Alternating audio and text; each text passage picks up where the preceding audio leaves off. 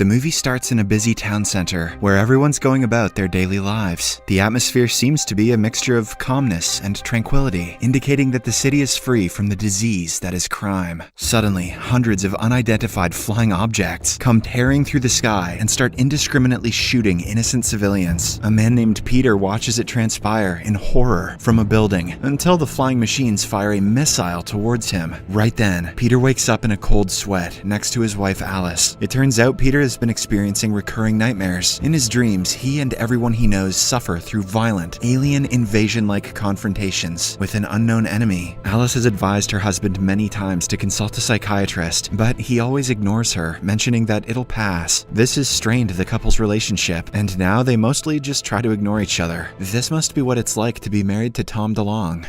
Alice and Peter have two daughters named Hannah and Lucy, who are also worried about him, but Peter always claims that he will eventually figure out everything himself. The next day, it becomes clear that the environment at Peter's home is quite tense because of his recurrent nightmares. Therefore, to lighten everyone's mood, before leaving for work, Peter promises to take his family to the pier later that day, much to little Lucy's excitement. He also promises to host a party the next day to celebrate Alice's promotion at work. The strange thing about the city is that all the children are always at home, because there are no schools here, and education is non-existent. Moreover, everyone seems to be too distant from one another. Although there are interactions, they seem to be very cold and ingenuine. Later, at work, Peter again has strange visions causing one of his equipment to crash. As he snaps out of his dream and tries to fix the machine, his boss David arrives there. David is an empathetic and understanding man who is aware of Peter's problems, so he recommends him to a good clinic. Peter disagrees that it's all in his mind, believing that what he is seeing are actual prophetic visions of an invasion that will soon come from the sky. However, David warns him to oblige, or else he won't be allowed to continue working at the office anymore. Shortly after, he again experiences some strange visions. In one of them, some gunmen storm into a building and start shooting everyone in sight. Just then, he wakes up, disturbed, and realizes that he's been dreaming again at work. To make matters worse, he's also late for the family outing, leaving his children devastated. Hence, fed up with what his life has become, he finally decides to visit the clinic. The next day, he announces to Alice that he has already fixed an appointment with a doctor, much to her surprise and joy. At the clinic, Peter meets a fellow patient named Chris, who reveals that he is also having the same visions. He then starts telling some strange theories like someone wants to control them by erasing their thoughts. These people are violent and deadly, and they are coming to Earth very soon. Peter is confused by the conversation, but he chooses to ignore it since the place is filled with mental patients. Peter is a hypocrite. After Chris goes in for his appointment, Peter has another strange vision. This time, he sees his boss, David, and his family armed with guns and walking around the city. After Peter snaps out of it, he deduces that his visions are of an upcoming invasion, which he does not want to be erased. Hence, he leaves the clinic without treatment. When he returns home, Alice asks him about his session, and he comes clean to her. Peter thinks that he is meant to see these things, and that something bad is about to befall them. Fed up with all the BS, Alice cuts him short and tells him to just get ready for the party. However, at the party, strangely, no one seems to be eating anything, as if they don't need it. Peter also continues to act strange and constantly looks at the sky through the telescope on the balcony. When his neighbor Ray comes over to talk, a strange, luminous object falls from the sky. Peter thinks he is dreaming, but Ray confirms that those objects are in fact real. This attracts the attention of Alice and Ray's wife Samantha, so they decide to join the men at the balcony. Suddenly, the flying object crashes into a nearby building, sending massive shockwaves that tear the city apart. This also causes Peter and the group to go flying through the glass window and into their apartment. They quickly get up and have another look through the balcony, only to find thousands of similar flying objects descending on Earth from the sky above. Terrified, they rush back into the home. Peter looks for his children and learns that Hannah is at Ray's place, hanging out with her daughter Maddie. Wasting no time, he rushes to find the girls with Ray, but just then, an alien soldier appears and opens fire on them. The men narrowly escape and run for cover. After the soldier leaves, they look for the girls and eventually find them inside a trapped elevator. Inside, they also find the dead body of a woman, confirming that whoever is flying those ships has declared war on the city. After rescuing the girls, they notice an armed soldier killing other residents residents mercilessly. They momentarily hide, and at an opportune time, the two families part ways. After reaching his apartment, Peter confronts Alice and tells her that everything that is happening right now, he saw it in his dreams, but in a different order. He doesn't know what will happen next, but he feels that they should head for the factory where he works. The two then hear the sound of more people getting gunned down, so they barricade the main door before hiding the girls in their room. Suddenly, someone tries to force through the main door, prompting the terrified couple to hold it from the other end. Unfortunately, amidst the chaos, Lucy walks out of the room to look for her soft toy, Herman, and hides under a table. Meanwhile, after failing to gain entry through the door, the armed alien makes a hole through the wall. Frightened, Peter and Alice run back to their daughters, only to realize that Lucy has ventured out. By then, the armed alien finds Lucy and pauses to closely examine her. Taking advantage of the slight distraction, Peter attacks the soldier from behind. Alice also arrives at the scene, and together, the couple finally subdues the alien. Following this, Peter arms himself with the soldier's weapon and leads his family to the roof. There, they reunite with Ray and his family. All of them are shocked and devastated to witness their once sprawling city covered in fire. This is what happens when your kids don't go to school. Just then, an alien drone surveys the building with a flashlight, prompting them to quickly hide from it. Then they realize that they cannot be at the rooftop for long and decide to move down with the help of the glass cleaner's lift. But unfortunately, one of the supports of the crane snaps, forcing them to enter an empty apartment. Meanwhile, it's revealed that the soldier from earlier is still alive. It is now looking for the family, tracking them with a homing signal on the gun taken by Peter. On the other hand, Peter examines the alien's gun and realizes that it has a biometric trigger, which can only be shot by its owner. After hearing some aliens approaching them, he tells the group to hurry to his factory's basement, as it is the only safe place according to his visions. But since the entire region is surrounded by aliens, he doesn't know how to reach it. Luckily, Alice suggests that they can still reach the basement through the tunnels that she discovered during her work. Suddenly, an alien ship opens fire at them from outside, killing Ray and his family on the spot. Peter quickly escorts his family out of the apartment, but encounters two armed aliens in the hallway. They quickly hide, and Peter desperately tries to bypass the rifle's biometric authentication. Fortunately, he succeeds in the nick of time and kills the soldiers. Peter and his family then make their way out of the building and proceed towards the tunnel, but right before they can get in, the alien ships start firing at them, injuring Alice in the process. As Peter tends to his wife, the alien soldier from earlier catches up to them and attacks him. However, Peter puts up a fight and breaks the alien's helmet. To everyone's shock, the soldier removes his helmet and reveals that he is also a human. Peter demands answers, but seeing his wife bleeding out, he threatens the soldier with a gun and orders him to carry Alice to the factory. There, Peter and his family unite with his boss, David, and some other armed men. The soldier is apprehended, and a doctor on the scene tends to Alice's wounds. To Peter's shock, the medic seemingly electrocutes Alice, as if she is tech equipment. David then explains to Peter that the invasion has been expected for many years. In fact, most of the people on Earth knew that this day would come.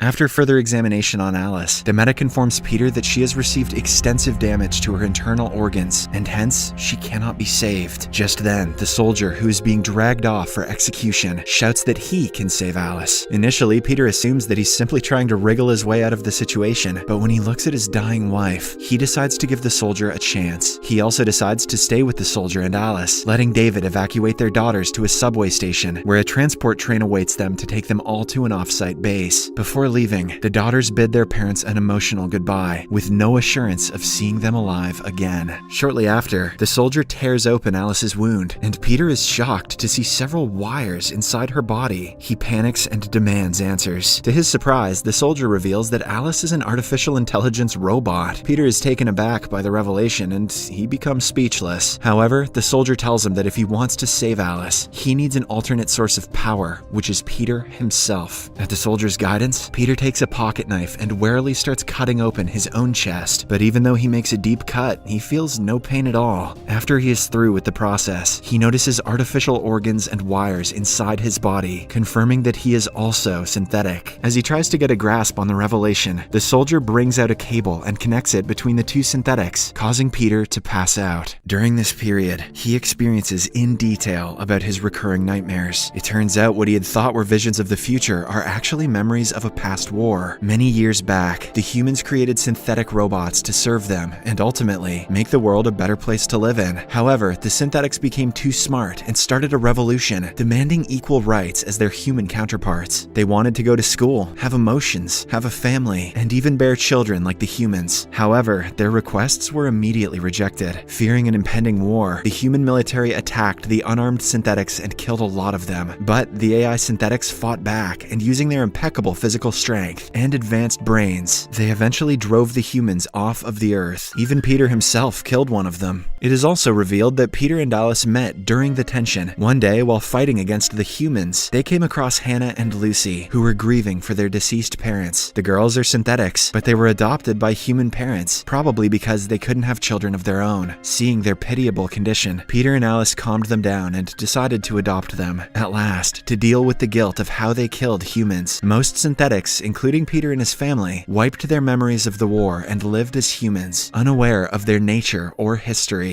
However, people like David chose to keep their memory so that they could prepare for the humans, who are hell-bent on taking revenge. We also get to know that the clinic that Peter went to earlier is one of the places where the synths had their memories suppressed, and now that some synths are getting fragments of their memories back, they are again being sent there. Back in the present, Peter and Alice wake up, and the soldier Miles explains that after the humans fled from Earth on spaceships, they arrived on Mars and started rebuilding for their ultimate vengeance. During their time there, the elders taught the children that the synths are terrible creatures who only know how to kill, and after 50 years of planning, they finally built advanced machinery and weapons, with the help of which they have come back to reclaim what's supposedly theirs. However, Miles had always expected the synths to be monsters, not families with children, and after getting a good look at Lucy under the table, he decided that he couldn't kill anyone. After hearing him out, Peter is taken aback, but nonetheless, he thanks Miles for his help before departing with his wife. But as they reach the tracks, they are caught between intense gunfire between the synthetics and the humans. Fortunately, the synthetics stand strong, allowing Peter and Alice to escape from the place and eventually reach the station where the train is about to take off. The humans arrive even there, but the resilient David pegs them back with some rounds, allowing Peter, Alice, and himself to get on the train. After the train takes off, David reveals that he had to keep his memory in order to prepare for the upcoming war, a decision which turned out to be fruitful. Peter smiles at him gently and hopes that someday there can be peace between humans and synthetics. The movie ends as the train gets out of the dilapidated city, ensuring that the synths on board can have ample time to plan their next move. Subscribe for more videos like this, turn on notifications, and leave a like to help the channel out. Thank you for watching.